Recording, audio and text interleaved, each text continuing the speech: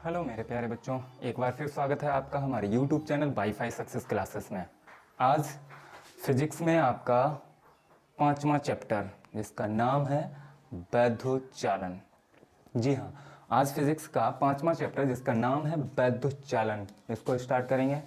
वैद्युत-चालन में video start करने से पहले आपको बता दें, इससे पहले की वीडियो अगर आपने नहीं देखें, इससे पहले के चैप्टर नहीं देखें तो आप पीछे वीडियो देख सकते हैं।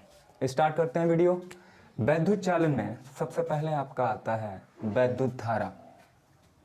तो यहाँ पर हम वैद्युत धारा की परिभाषा पढ़ेंगे। वैद्युत धारा, अगर हम वैद्युत धारा की बात करें, वैद्युत धारा इलेक्ट्रॉनों के प्रवाह पर निर्भर करती है। मतलब जब किसी धात्विक चालक में इलेक्ट्रॉन प्रवाहित होंगे तो विद्युत धारा हमारी उत्पन्न होगी। तो इसकी परिभाषा सीधी सीधी हो जाती है, किसी चालक में आवेश प्रवाह की समय दर को, किसी चालक में आवेश प्रवाह की समय दर को विद्युत धारा कहते हैं। इसको स्मॉल आई या कैपिटल आई से लिखते हैं, आई बराबर क्यू अपॉन टी। अगर मात्रक की बात करें तो एम्पियर, चूंकि Q बराबर आपका यानी भी होता है तो इसलिए I बराबर हम यानी E अपॉन टी भी लिख सकते हैं। ये विद्युत धारा की बात थी। अगर हम बात करें कि विद्युत धारा की दिशा, तो विद्युत धारा की दिशा, अगर किसी चालक तार में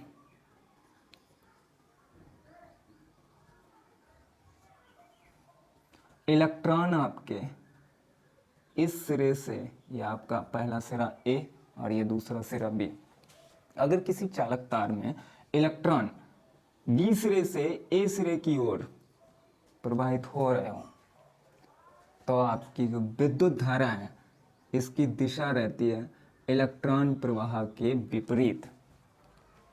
अगर आपके इलेक्ट्रॉन इस तरफ से B सिरे से A सिरे की ओर आ रहे हैं तो इसका मतलब है कि विद्युत धारा आपकी A सिरे से B सिरे की ओर प्रवाहित होगी। तो इसकी दिशा इलेक्ट्रॉन प्रवाह की विपरीत दिशा में होती है। अगर हम बात करें कि विद्युत धारा आपकी सदिश राशि है या अदिश राशि है, ऐसा तो सीधा सीधा दिख रहा है कि विद्युत धारा की एक दिशा है इलेक्ट्रॉन प्रवाह की विपरीत दिशा में, लेकिन उसके बावजूद भी विद्युत धारा आपकी अदिश राशि होती है। दिशा होने के बावजूद भी विद्युत धारा आपकी एक अदिश राशि है। अब अदिश राशि किस प्रकार है? मान लीजिए कि आप किसी तार, कोई दो तार हैं, एक में आप करंट 4 एम्पियर का भेज रहे हैं, एक में आप करंट दे रहे हैं 3 एम्पियर का, और इन दोनों तारों का करंट किसी एक तार से बाहर जा रहा है, तो कितना जाना चाहिए? अगर विद्युत धारा एक सदिश राशि है तो आपका करंट जाना चाहिए 5 एम्पियर, लेकिन ऐसा नहीं होता है। आपका करंट कितना जाता है? जितना इस तार में आ रहा है और जितना इस तार में आ रहा है, इन दोनों तारों का करंट मिल जाता है, मिलने के बाद इधर जाता है। इस हिसाब से इधर जाएगा आपका 7 एम्पियर, जो कि सही है। तो विद्युत धारा योग के मामले में अदिश, यहां पर योग जो सदिश है वो 5 एम्पियर आ रहा है, अदिश योग आपका 7 एम्पियर आ रहा है। तो इसलिए योग के हिसाब से आपकी जो विद्युत धारा है वो एक अदिश राशि है। अब हम बात करते हैं इसके आगे विद्युत धारा की। जब विद्युत धारा की परिभाषा, मात्रक और इसके बाद में राशि की, विद्युत धारा आपकी एक अदिश राशि है। इसके आगे आपका चैप्टर में आता है वैद्युत चालन, धातुओं में वैद्युत चालन किस प्रकार होता है। तो मैं इसको साफ कर रहा हूं।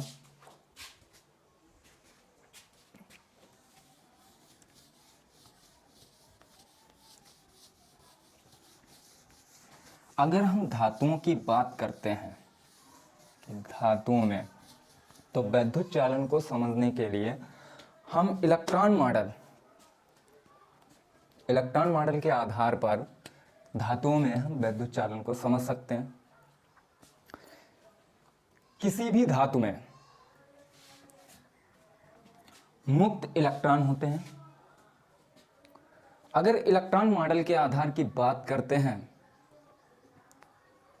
तो किसी भी धातु में जो धातु है वो छोटे छोटे अणुओं से मिलकर बनी होती है। कोई भी पदार्थ है छोटे छोटे अणुओं से मिलकर बना होता है और प्रत्येक अणु परमाणु से मिलकर बना होता है।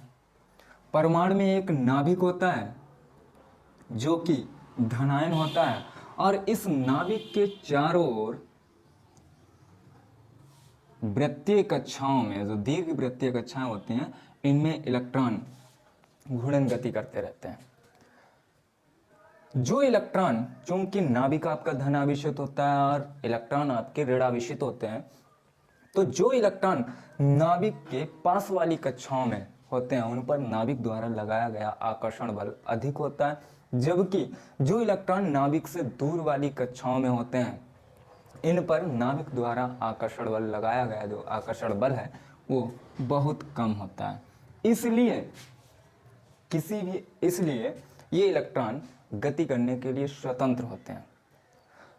धातुओं में जो ये स्वतंत्र इलेक्ट्रॉन हैं ठीक उसी प्रकार व्यवहार करते हैं जिस प्रकार किसी बर्तन में गैस के अणु बर्तन में विभिन्न पथों पर अनियमित रूप से गति करते रहते हैं, उसी प्रकार ये इलेक्ट्रॉन भी विभिन्न पथों में अनियमित रूप से गति करते रहते हैं। मतलब अगर कोई इलेक्ट्रॉन पहले इधर गया तो इधर फिर जाने के बाद में तुरंत अपनी दिशा को बदल देता है। तो ये अनियमित रूप से टेढ़े मेढ़े पथों पर गति करते रहते हैं। चूंकि ये इलेक्ट्रॉन आपके ऋण आवेशित होते हैं और जिन परमाणुओं से ये इलेक्ट्रॉन मुक्त होते हैं वो परमाणु वास्तव में आपके धनायन हो जाते हैं। तो ये अनियमित रूप से टेढ़े मेढ़े पथों पर गति करते समय इन धनायनों से टकराते रहते हैं। इसीलिए जो इनका औसत ऊष्मीय वेग है वो शून्य रहता है, क्योंकि कोई इलेक्ट्रॉन अगर इधर गया तो इधर धनायन से टकराया, टकराने के बाद में उसकी दिशा बदल गई, बदलने के बाद में इधर आया, तो ये रहता है कि एक दिशा में जितना वेग है दिशा बदलने पर दिशा विपरीत होगी तो उसका दूसरी दिशा में भी वही वेग रहता है। तो इसलिए इनका औसत ऊष्मीय वेग शून्य रहता है। यही इलेक्ट्रॉन, क्योंकि किसी भी चालक में जो आवेश प्रवाहित होता है इन्हीं इलेक्ट्रॉनों के कारण होता है, इन्हीं मुक्त इलेक्ट्रॉनों के कारण, तो इन्हीं मुक्त इलेक्ट्रॉनों को हम आवेश वाहक इलेक्ट्रॉन या चालन इलेक्ट्रॉन कहते हैं। तो ये जो मुक्त इलेक्ट्रॉन है आपके ये चालन इलेक्ट्रॉन कहलाते हैं। अतः अगर हम इसको मिला के बोलें तो हम कह सकते हैं कि किसी भी धातु में मुक्त इलेक्ट्रॉन किसी बर्तन में गैस के अणुओं की भांति अनियमित रूप से गति करते रहते हैं। ये इलेक्ट्रॉन धातु में उपस्थित धनायनों से लगातार टकराते रहते हैं, जिसके कारण इनका औसत ऊष्मीय वेग शून्य रहता है। यह इलेक्ट्रॉन धातुओं में उपस्थित यही इलेक्ट्रॉन जिन्हें मुक्त इलेक्ट्रॉन अथवा चालन इलेक्ट्रॉन कहते हैं, इन्हीं के कारण धातुओं में विद्युत धारा प्रवाहित होती है। अब अगर हम इससे आगे बात करते हैं कि इलेक्ट्रॉनों का माध्य मुक्त पथ अथवा इनका श्रांति काल, तो क्या होता है। माध्य मुक्त पथ की अगर बात करते हैं तो अभी हमने जैसे आपको बताया है कि किसी धातु में उपस्थित ये आपके जो मुक्त इलेक्ट्रॉन हैं ये अनियमित रूप से टेढ़े मेढ़े पथों पर गति करते हैं और लगातार धनायनों से टकराते रहते हैं। अगर यहाँ पर एक कोई धनायन है आपका, ये इलेक्ट्रॉन जाके इधर टकराया, फिर यहाँ से इसकी दिशा परिवर्तित हो गई तो यहाँ पे आके टकरा गया, तो यहाँ से अगर इनके हम माध्य मुक्त पथ की बात करते हैं तो किसी भी मुक्त इलेक्ट्रॉन की धनायनों से, किसी भी मुक्त इलेक्ट्रॉन की धनायनों से किन्हीं दो क्रमागत, नंबर 1 और नंबर 2, किसी भी मुक्त इलेक्ट्रॉन की या चालन इलेक्ट्रॉन की धनायनों से किन्हीं दो क्रमागत टक्करों के बीच चली गई दूरी को मुक्त इलेक्ट्रॉन का माध्य मुक्त पथ कहते हैं। माध्य मुक्त पथ कहते हैं। अब माध्य मुक्त पथ के बाद में बात आती है श्रांति काल की। तो श्रांति काल की अगर हम बात करें तो किन्हीं दो क्रमागत टक्करों, जो आपकी धनायनों से होती है, किन्हीं दो क्रमागत टक्करों के बीच लगे समय अंतराल को हम श्रांति काल कहते हैं और श्रांति काल को टाउ से प्रदर्शित करते हैं। किसी मुक्त इलेक्ट्रॉन द्वारा या चालन इलेक्ट्रॉन द्वारा किन्हीं दो धनायनों से क्रमागत टक्करों के बीच जो समय लगता है उसको हम श्रांति काल कहते हैं। इसे टाउ से लिखते हैं। अब श्रांति काल के बाद में बात आती है, ये आपका मुक्त इलेक्ट्रॉन मॉडल हो गया, श्रांति काल हो गया। श्रांति काल के बाद में बात आती है अनुगमन वेग अथवा अपवाह वेग की। तो मैं इसको साफ कर रहा हूं। इसके बाद में अनुगमन वेग अथवा अपवाह वेग।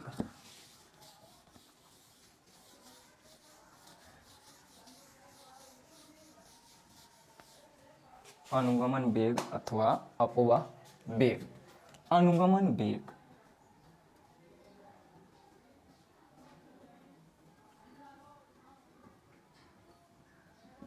अनुगमन वेग की अगर हम बात करते हैं तो अनुगमन वेग को समझ लीजिए, जैसा कि हम अभी बता चुके हैं आपको कि धातुओं में जो मुक्त इलेक्ट्रॉन होते हैं ये लगातार धनायनों से टकराते रहते हैं और अनियमित रूप से गति करते रहते हैं, जिसके कारण इनका जो औसत ऊष्मीय वेग होता है वो शून्य रहता है। जब किसी चालक तार को अगर हम बैटरी से जोड़ देते हैं, जब किसी चालक तार को बैटरी से जोड़ देते हैं तो इस कंडीशन में चालक तार के सिरों के बीच विभवांतर अथवा वैद्युत क्षेत्र उत्पन्न हो जाता है, स्थापित हो जाता है, जिसके कारण इलेक्ट्रॉन निम्न विभव वाले सिरे से उच्च विभव वाले सिरे की ओर गति करने लगते हैं। लेकिन इलेक्ट्रॉन द्वारा दी गई ऊर्जा को ज्यादा से ज्यादा, ये बैटरी द्वारा जो दी गई ऊर्जा इलेक्ट्रॉन को है, ये इलेक्ट्रॉनों को उच्च त्वरित गति प्रदान नहीं कर पाती है, क्योंकि ये इलेक्ट्रॉन धनायनों से लगातार टकराते रहते हैं। सिर्फ ये एक औसत वेग जो सूक्ष्म होता है और वो भी चालक की दिशा में, चालक की लंबाई के अनुदेश दे पाती है। मतलब इस बैटरी द्वारा सिर्फ इलेक्ट्रॉनों को इतना ही वेग, एक सूक्ष्म वेग ही ये बैटरी इन इलेक्ट्रॉनों को दे पाती है जो चालक की अनुदिश होती है, चालक की लंबाई के अनुदिश, और निम्न विभव वाले सिरे से उच्च विभव वाले सिरे की ओर। अगर हम इस स्थिति को परिभाषा के अनुसार समझाते हैं तो हम कह सकते हैं कि जब किसी चालक तार को बैटरी से जोड़ा जाता है तो चालक तार के सिरों के बीच विभवांतर अथवा वैद्युत क्षेत्र स्थापित हो जाता है, जिसके कारण चालक तार में उपस्थित मुक्त इलेक्ट्रॉन निम्न विभव वाले सिरे से उच्च विभव वाले सिरे की ओर चालक की लंबाई के अनुदिश एक सूक्ष्म वेग से गति करने लगते हैं। इसी सूक्ष्म वेग को अनुगमन अथवा अपवाह वेग कहते हैं, जिसे हम बी और सफिक्स में डी, जिसे हम बीडी से प्रदर्शित करते हैं। तो ये रही आपकी अनुगमन वेग अथवा अपवाह वेग की बात। अनुगमन वेग अथवा अपवाह वेग के बाद इसी चैप्टर में आगे बढ़ते हैं तो यहाँ पर आता है वैद्युत धारा तथा अनुगमन वेग में संबंध। तो वैद्युत धारा तथा अनुगमन वेग में संबंध की अगर हम बात करें तो हम ये तो जान चुके हैं कि जब किसी चालक तार को बैटरी के सिरों से जोड़ा जाता है तो वहां पर वैद्युत क्षेत्र स्थापित हो जाता है, विभवांतर स्थापित हो जाता है, जिसके कारण जो मुक्त इलेक्ट्रॉन है एक सूक्ष्म वेग से चालक की लंबाई के अनुदिश उच्च विभव वाले सिरे की ओर गति करने लगते हैं। अब यहां पर हमें जानना है कि अनुगमन वेग और विद्युत धारा में क्या संबंध होता है। तो इस कंडीशन को समझने के लिए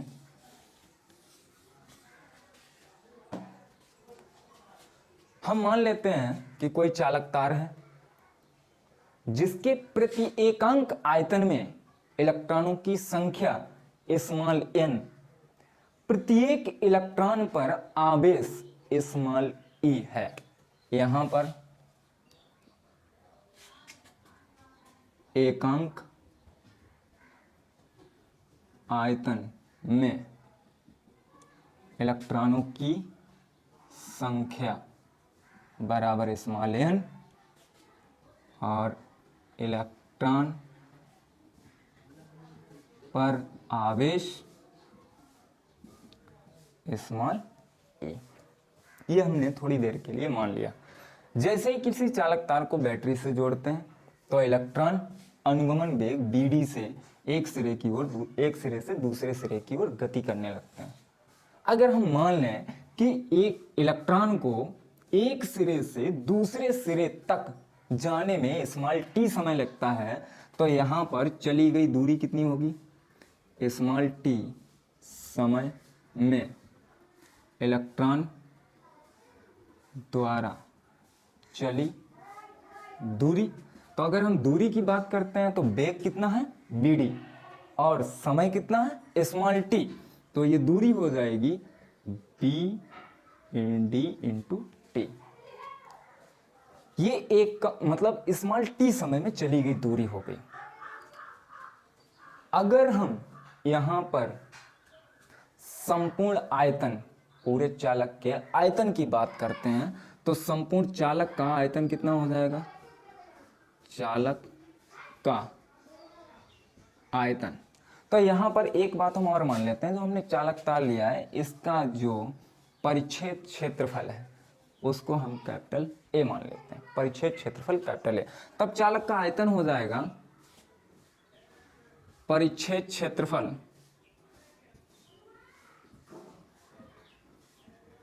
और गुणे इलेक्ट्रॉन द्वारा t समय में चली गई दूरी। तो यहां पर आपका हो जाएगा a bd t। ये आपका पूरे चालक का आयतन हो गया। अब हमने माना है कि एकांक आयतन में इलेक्ट्रॉनों की संख्या स्मॉल n है। तो संपूर्ण आयतन में इलेक्ट्रॉनों की संख्या की अगर हम बात करें, संपूर्ण आयतन में इलेक्ट्रॉनों की संख्या, तो कैपिटल N हम उसको मान लेते हैं। तो कैपिटल N बराबर हो जाएगा एकांक आयतन में इलेक्ट्रॉनों की संख्या मतलब स्मॉल n और आयतन। तो ये आपका कैपिटल N इक्वल हो जाएगा n into a bd t। ये तो हो गई पूरे चालक के संपूर्ण आयतन में या पूरे चालक में कुल इलेक्ट्रॉनों की संख्या। अगर हम पूरे चालक में आवेश की बात करें तो यहां पर हम लिख सकते हैं संपूर्ण चालक में आवेश। तो आवेश स्मॉल q बराबर आपका हो जाएगा इलेक्ट्रॉनों की संख्या गुणे स्मॉल e, यानी कि एक इलेक्ट्रॉन पर आवेश। तो यहां से आपका q बराबर n का मतलब है आपका n e a b d t। ये जो t है आपका, इसको इधर ले आइए q के अपान में। तो ये q अपान t इक्वल आपका n e a b d हो जाएगा। यहां से q अपान t किसी चालक में आवेश प्रवाह की समय दर को, यह आवेश और समय, यहाँ Q आपका आवेश है और T समय है, तो किसी चालक में आवेश प्रवाह की समय दर को विद्युत धारा कहते हैं। तो इसलिए ये I हो गया। तो I बराबर आपका हो जाएगा NEABD, जो कि आपका है विद्युत धारा और अनुगमन वेग में संबंध। तो ये निकल के आया विद्युत धारा और अनुगमन वेग में आपका संबंध। विद्युत धारा अनुगमन वेग में संबंध के बाद आगे इस चैप्टर में आता है आपका धारा घनत्व। धारा घनत्व क्या है, धारा घनत्व की परिभाषा क्या होती है, तो इसको मैं साफ कर रहा हूं। अगर धारा घनत्व की बात करें तो हमारा कोई भी चालक है तो चालक का परिच्छेद क्षेत्रफल कुछ ना कुछ होता ही है। परिच्छेद क्षेत्रफल भी हो गया, क्योंकि जो धारा घनत्व है इसमें परिच्छेद क्षेत्रफल आएगा।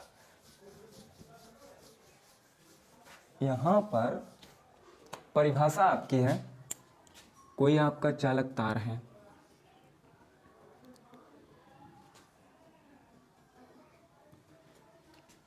उसका ये परिच्छेद क्षेत्रफल कैपिटल ए अगर हमने मान लिया, किसी चालक में एकांक परिच्छेद क्षेत्रफल, किसी चालक में किसी बिंदु पर, कोई भी चालक हो सकता है आपका, उस चालक का कोई भी बिंदु, यहां पर हो सकता है, यहां पर हो सकता है, यहां पर हो सकता है, किसी चालक में किसी बिंदु पर एकांक परिच्छेद क्षेत्रफल से अविलंबित, किसी चालक में किसी बिंदु पर एकांक परिच्छेद क्षेत्रफल से अविलंबित गुजरने वाली धारा को धारा घनत्व कहते हैं। इसे जे से लिखते हैं तो जे बराबर I/A, जहां ए आपका परिच्छेद क्षेत्रफल है, ए इक्वल परिच्छेद क्षेत्रफल। तो ये आपका धारा घनत्व, धारा घनत्व, ये आपका धारा घनत्व J बराबर I/A हो गया। यहां पर आगे और आता है आपका कि धारा घनत्व तथा अनुगमन वेग में क्या संबंध है। तो अगर हम धारा घनत्व तथा अनुगमन वेग में संबंध की बात करते हैं तो यहां पर आपका J बराबर I/A है, ये तो आपका धारा घनत्व है। लेकिन अगर हम बात करें कि I बराबर आपका, अभी हमने पढ़ा है कि NEA और BD होता है, तो यहां इसका मान रख देते हैं। तो J बराबर आपका हो जाएगा NEABD/A, ए से कट गया तो आपका बचा है J इक्वल NEBD। तो ये आपका धारा घनत्व तथा अनुगमन वेग में संबंध की बात थी। इस चैप्टर में आगे बहुत कुछ है, ओम का नियम है, प्रतिरोध है, प्रतिरोध की निर्भरता है, कार्बन वर्ण कोड है, बहुत कुछ है। तो आज के वीडियो में यहाँ तक ही, इससे आगे अगले वीडियो में मिलेंगे। तब तक बने रहिए हमारे YouTube channel wifi success classes में। अगर आपको हमारे वीडियो पसंद आ रहे हैं तो प्लीज़ आप हमारे वीडियो को लाइक कीजिए, शेयर कीजिए और इस लॉकडाउन में अपने घर पर बने रहिए और पढ़ाई करते रहिए। ओके, थैंक यू, धन्यवाद।